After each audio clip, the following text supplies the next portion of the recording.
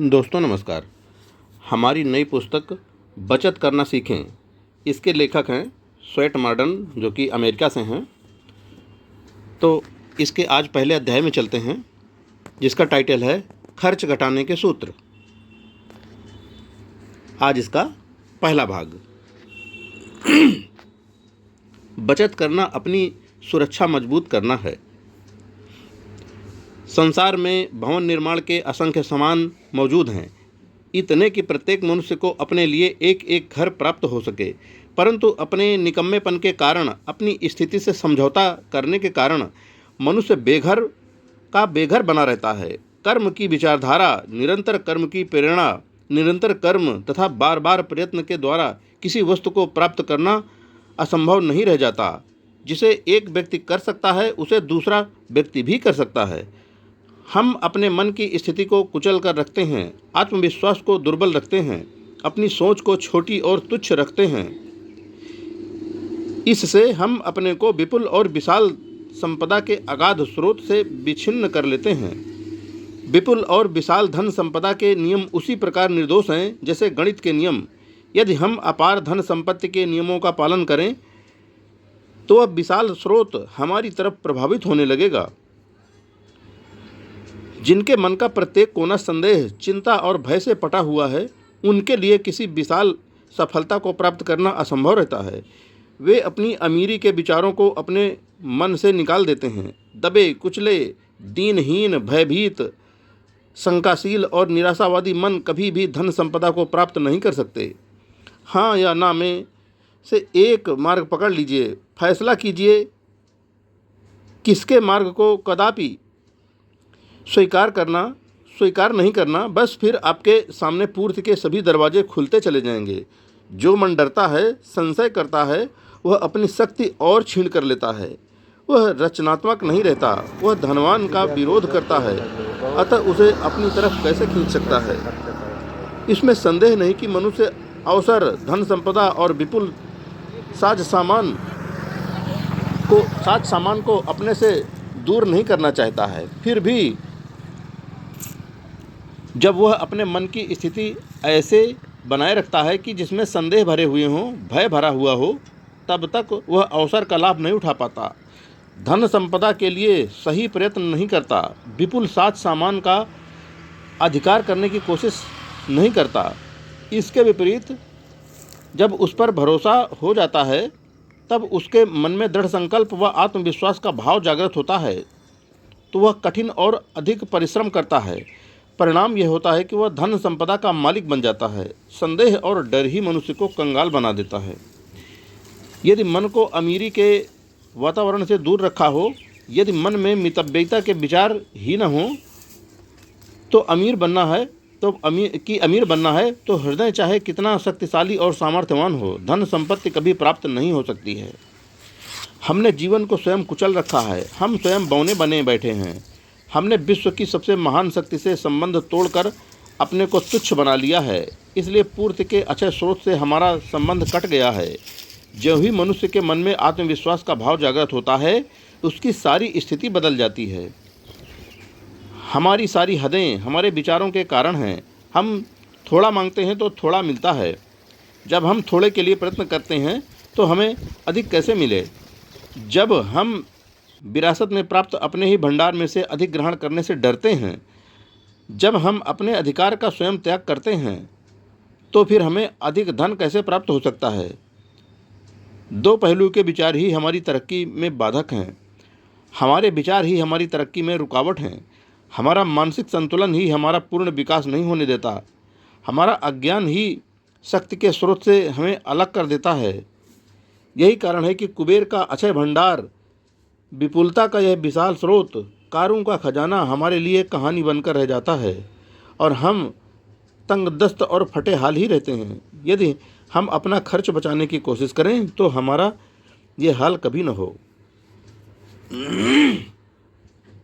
उठो, निर्भीक बनो तथा शंका संदेह को मन से उखाड़ फेंको। मन से यह विचार निकाल दो कि धन संपन्न बनना उन्हीं का अधिकार है जिन्हें उत्तम अवसर प्राप्त हैं। जिनमें अधिक योग्यता है या जिनका भाग्य श्रेष्ठ है, ये विचार मिथ्या और दोषपूर्ण हैं।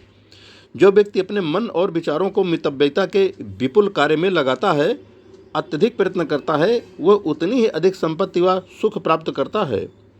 चक्की में जितना आटा डालोगे उतना आटा निकलेगा। यदि आपने पूरे आत्मविश्वास के साथ अपने विचार, अपनी चेष्टा और प्रयत्न को धन प्राप्त करने की चेष्टा में लगा दिया, तो विश्वास रखिए आप शीघ्र ही अच्छी फसल काटेंगे।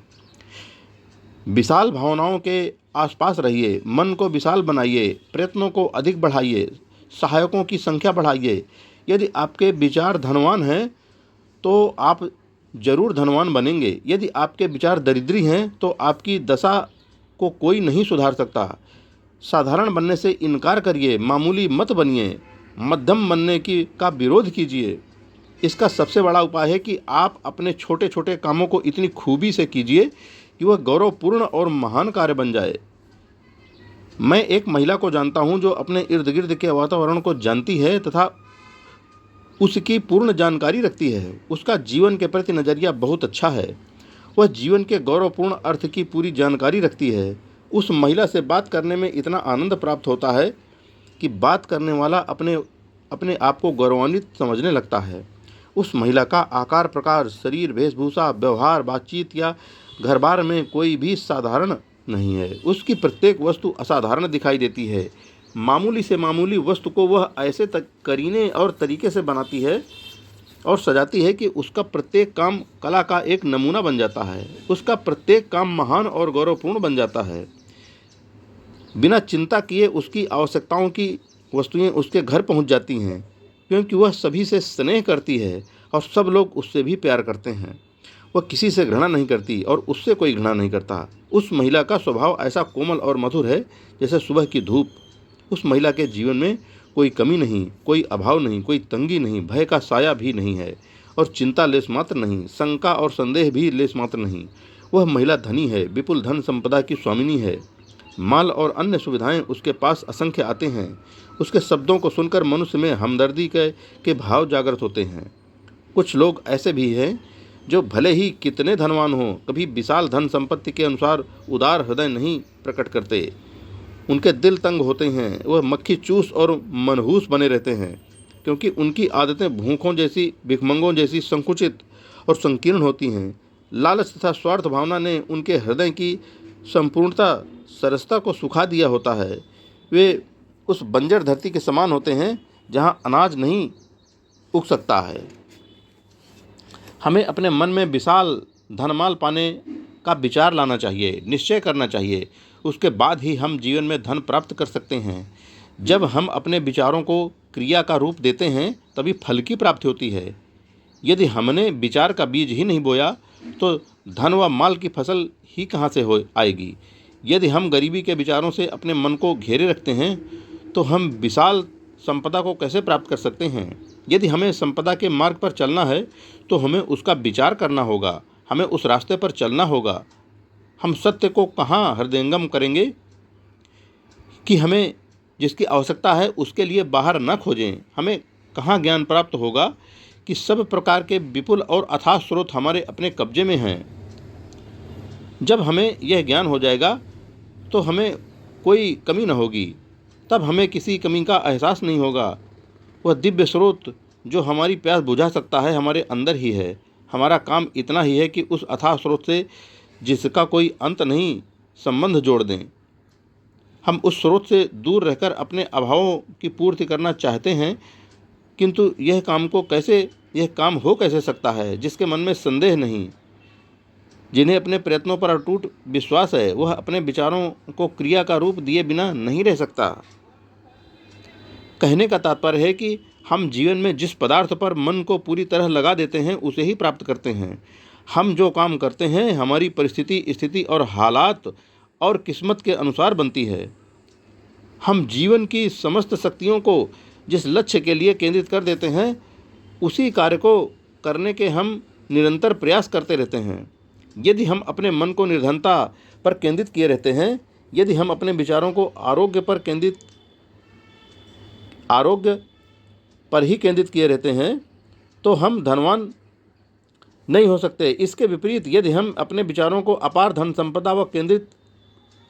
संपदा पर केंद्रित करेंगे तो हमें वही प्राप्त होंगे।